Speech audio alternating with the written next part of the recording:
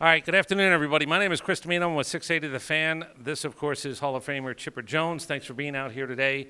I know you guys are looking forward to actually getting a chance to say hello personally, and Chipper's going to do some signing coming up in a little bit. But first, we're going to actually see if we can learn a few things about the Hall of Famer that might not be as known as most of the stuff. Do you realize after 30-something years, is there anything left for people to learn about you? I'm pretty much an open book, Yeah. buddy. You ask me, I'm going to tell you. Yeah. When you have a book that's been out there for a while, people, kind of know your secrets, your strong suits, your warts, all those things. So, yeah, I mean, I feel like I do enough of these, and you guys ask me enough questions. Yeah. If people need to know something about me, they've heard it at one point or another. I do want to mention, I don't know how many people have the book Ball Player, but we've talked about this, and I found this out very early when I started in this business.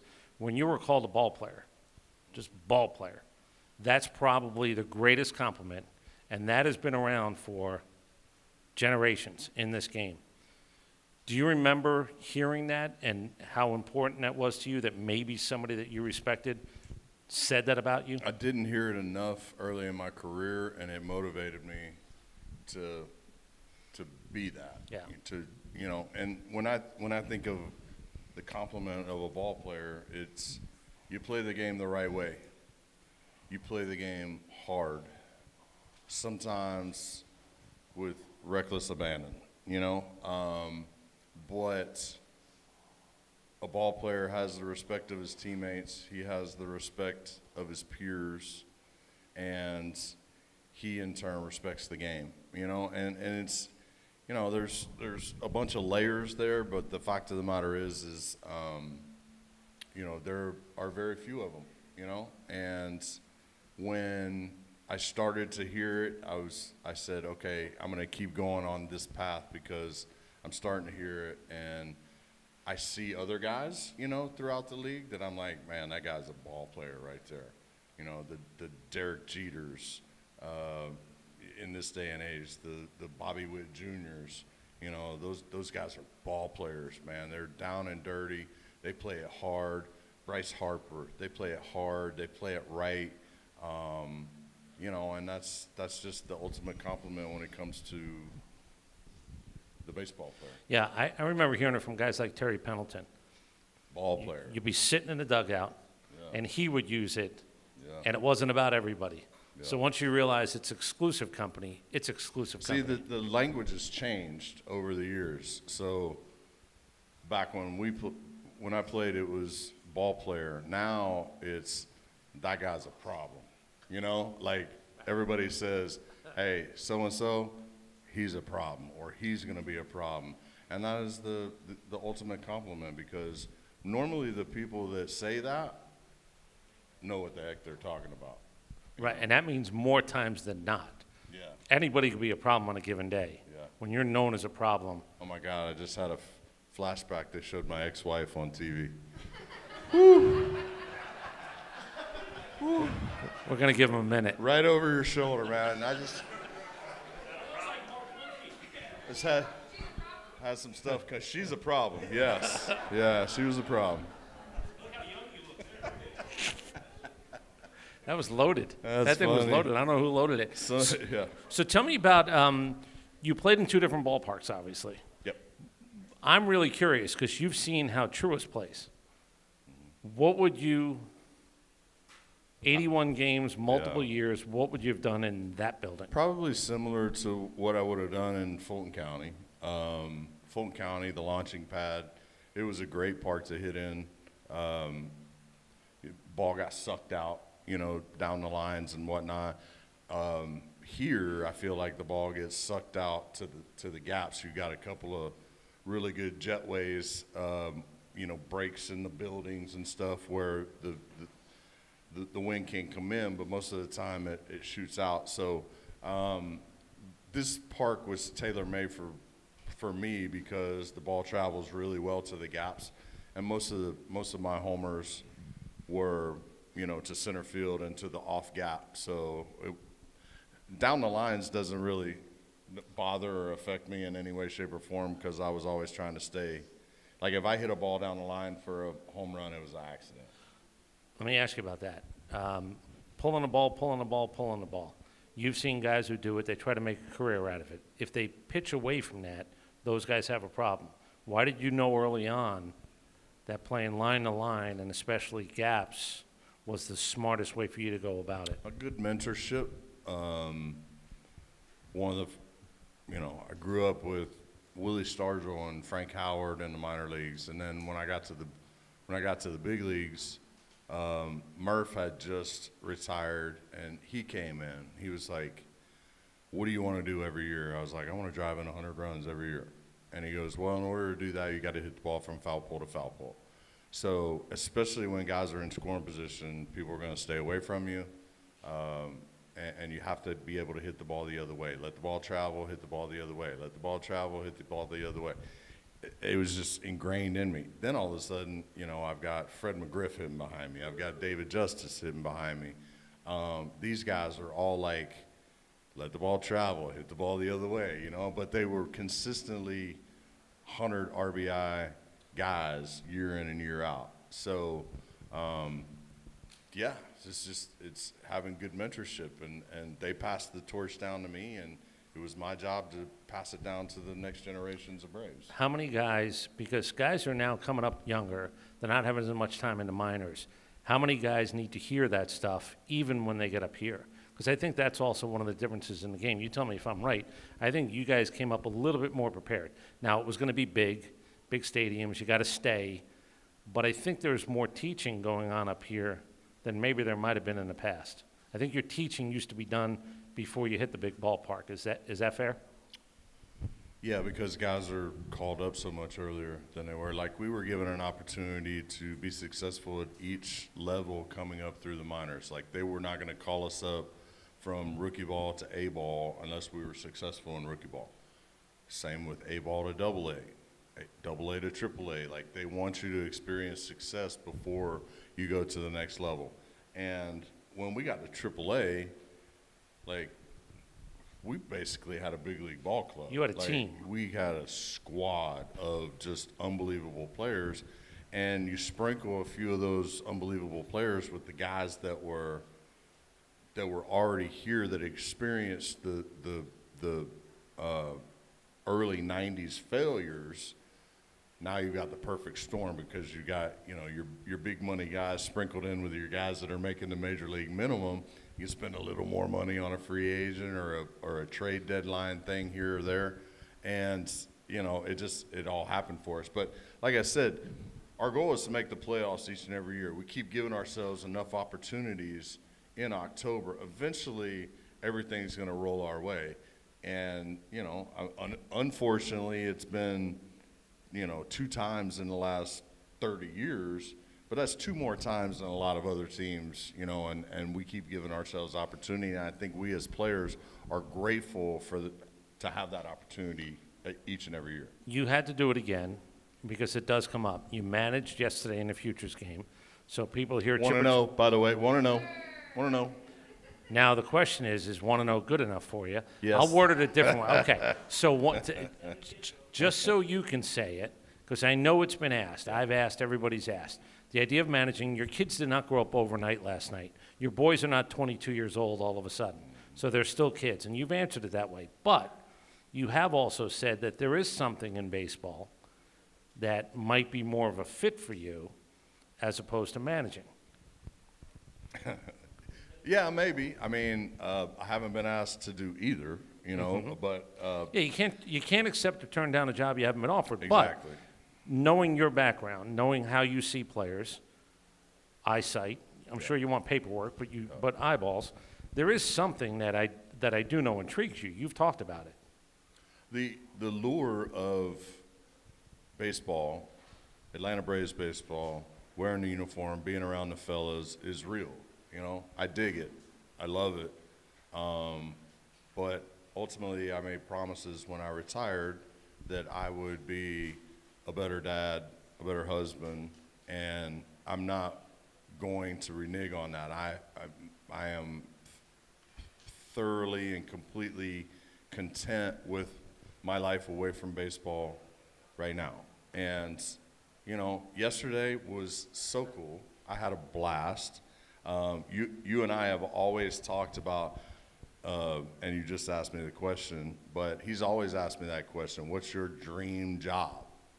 And I go, assistant GM is my, that's my dream job, because I'm not the guy out in front having to talk to the media day in and day out about the play or the moves of the organization.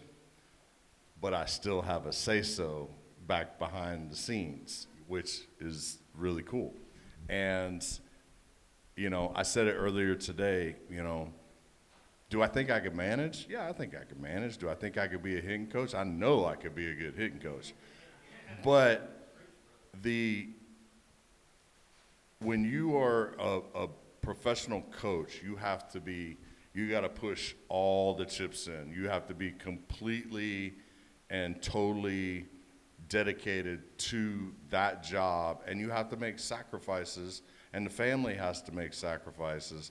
And I don't think I would do the job justice, because I'm a much better father and husband now than I was when I played, and I like this version of Chipper a lot better than that version of Chipper. And I've said, I've liked him for 30 years. I like him a lot better right now. And that is part of being grounded in life. But there is something, too, about that assistant, let's just call it assistant GM, but that version of a job. Explain to everybody how exciting it is to see maybe a high school kid or a college kid. Somebody sends you a video. Yeah. You have a relationship with your agent who's still in the business. When you see something jumping off video, and I think most times you probably sit watching it like this. But do you find yourself going, wait, run it back? Yeah, there's something there. Yeah. Yeah. Tell people what that's like. So when I was special assistant to the previous regime, they would send me these videos, and they'd be like, okay, here's some bats that we are considering at such and such a pick.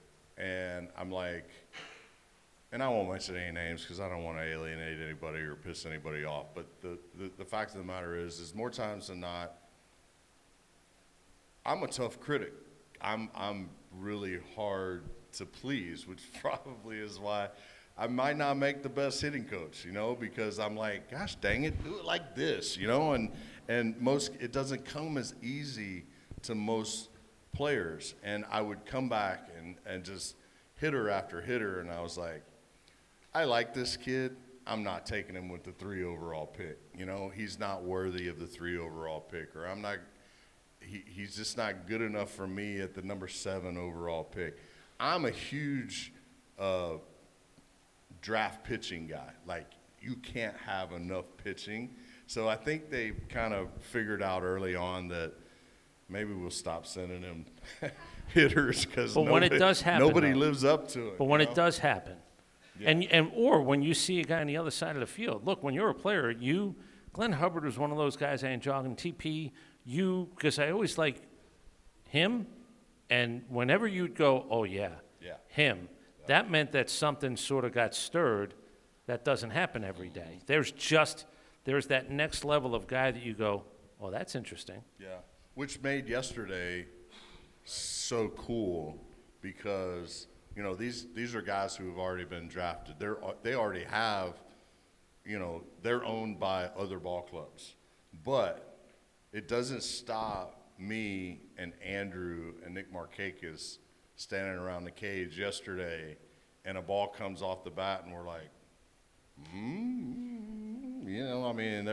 there's something there, it's a different sound. Like, this kid's driving the ball to the off gap. He's got an idea how to hit, and I'm like, it's stuff like that I get chill bumps about, because you don't see it as much anymore as you used to. All right, did you see they just put out Fox Sports? Have you guys been following? They're putting out the greatest teams all time. They're putting out everybody's all-time team.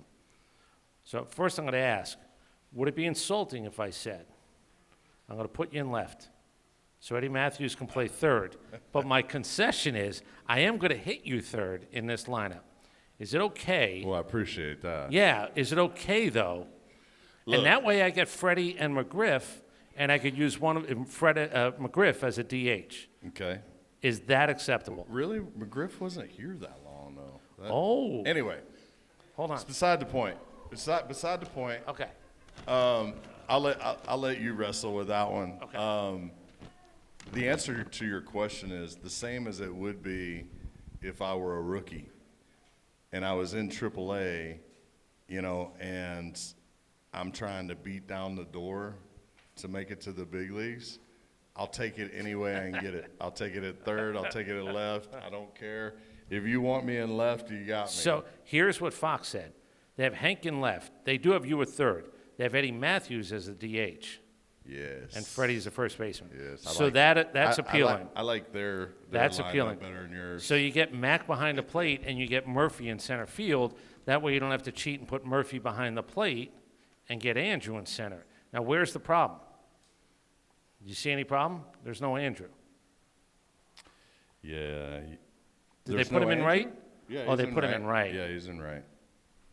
Can you live with that? I gotta put Murph in left and Andrew in center. And then Hank in right. Well, He can go wherever he wants. yeah. He says he's pitching, he gets the pitch. He's the dude. If he Yeah. wants to play third, I'll sit that day. All right, good. All right. But yeah, so that was a big thing. Lineup construction, just tell me the evolution of it real quick. Because you were comfortable hitting third. And Ronald, for a couple of days in a row, has hit third. And either that makes people happy or people lose their crap. So is lineup construction ever something you should lose your crap over?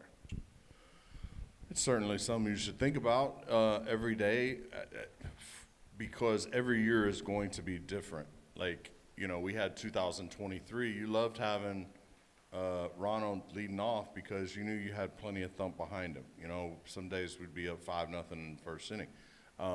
This year, we still have some thump in the lineup behind him, but we're not producing the way that we're accustomed to. So maybe this is the year where hitting third or hitting second with present lineup constructions makes some sense. I know that if I were playing today, most managers would probably want me to hit second, but I feel most comfortable hitting third. Now, I played my entire career with a pitcher hitting 2 or 3 times a game in front, three spots in front of me. I want to be as far away from the pitcher as I can and still be comfortable. But then this day and age, I still would want to hit third because normally these lineups have a number 9 and a 1-2 hitting in front of you where you get plenty of RBI opportunities, which is what I excelled at. I want to ask you just about 2 guys real quick. Gary Sheffield, who, if I was a third base coach, I'm not scary. Yeah, I'm not being a third base coach when Gary Sheffield's up. When he came over, because there are certain guys you hear, Bobby Bonilla came over here, and you hear, oh, this guy's this and that. I found both of them to be beyond pleasant, and I found Sheffield to be every bit as scary in person as I thought he was on TV. Yeah, Gary was very intimidating personality.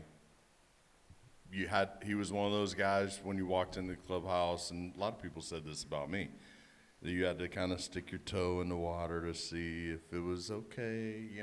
With Gary, he could be militant from time to time, nothing but pleasant the whole time he was here.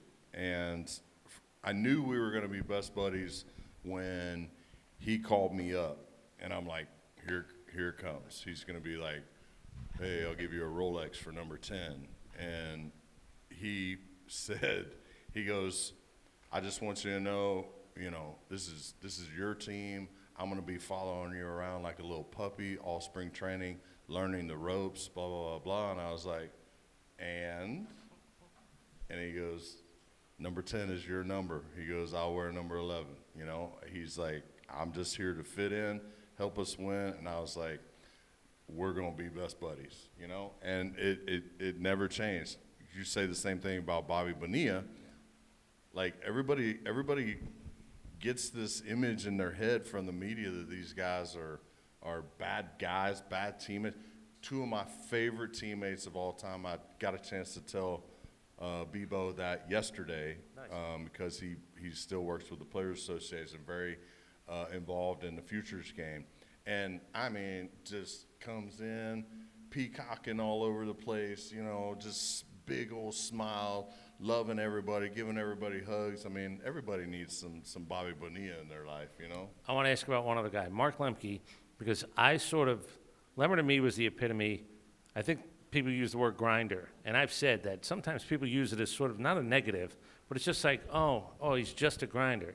You don't win anything without a couple of guys that are dirtier than everybody else, scrappier than everybody else. Yeah, that have had it harder than everybody That's else. right, coming up. Like undrafted free agents that if they got promoted to the next level, best believe they earned it because they weren't going to be given anything.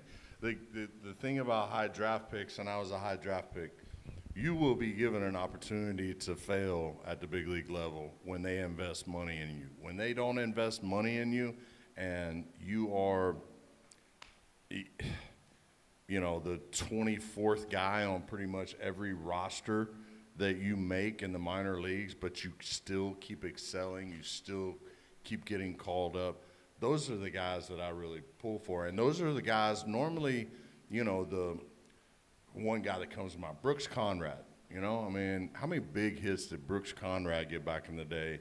And who? Oh, yeah. Yeah, I mean, so, and there are numerous other guys, you know, throughout the years, but you really pull for those guys to, when they get here, those are the guys you take under your wing and you're like, hey, I'm going to give you every opportunity to be as successful as you possibly can. All right, be remiss, we're going to finish up with this. You've now gone to the Hall of Fame a number of times. By the way, first ballot Hall of Famer, obviously easy. Ken Griffey Jr. said it. He said when he wasn't elected unanimously, he said, I don't understand. That guy had 10 places to write Ken Griffey Jr. The baseball writers get 10 slots. You can vote for 10 people. I'm not saying you're angry about it. He didn't say he was angry about it. But is there anybody that you would like to ask, was I not one of the 10 best players that you could have written on that piece of paper in a given year? Because it is interesting that that's really what happens. You have 10 places. It's not 3, it's not 5. You got 10 places to write somebody's name. So do you care? Should anybody care about that if somebody really swings and misses on that ballot? It doesn't. It really doesn't. I mean, you could see where guys would get upset, but not upset. But do you understand how? But I don't. There's 400 people that vote. At least when I went in, there were 400 people that vote. Now, I guarantee. What do we got? 75 in here right now. We can't get 75 people to agree on, you know, maybe me getting into the Hall of Fame, but it might, you know, I could give a subject and we wouldn't have 75 people agreeing. Oh. So my dad always said, he goes, son, you are not going to please everybody. Stop trying, all right? So when you get that in your mind and you're talking about 400 press people whom you've probably had some interaction with at some point a moment through the years. Yeah. And maybe you were having a bad day the first time they saw you, and you were like, you know, they came to your locker and they said, hey, Chip, can I ask you a question? And I'm like, dude, beat it. You know, I mean, it no happens. Vote for you. It happens, all right. You know? I mean, you say something on social media, and we've talked about this. You press send sometimes, you can't get it back, you know? You know what I mean? All right. Not everybody agrees with where I'm coming from all the time. All right, last thing. Sitting at a table, there was a picture, I don't know how many home runs. Was it like 5,000 home runs? Whatever the hell the number was. You were sitting at a table at the Hall of Fame. I think it was like 4,700 homers, yeah. So when you're smiling for that picture, whoever's taking it, you certainly understand. Oh, I was cheesing big time. I was like, I was up in the front, you know. I was like, hey. So tell everybody who's in the picture. Man, send that to me, you know. So tell everybody it was me, Frank Thomas, Griffey, Eddie Murray, Tomei, Larry Walker, Crime Dog, Beltray, and there was, Dave Winfield. There was 9 of us. And I was just like, holy crap, this is cool, you know? But, you know, the funny thing is when we're at the members' dinner in Cooperstown, there's not supposed to be any phones in there. So somebody snapped that pic, and the next year when we came back, well, I guess we took a picture 2 years ago, and that one hit it, and somebody said something like, we're not supposed to have phones in here. If we do have phones, we're not supposed to be posting it on social media.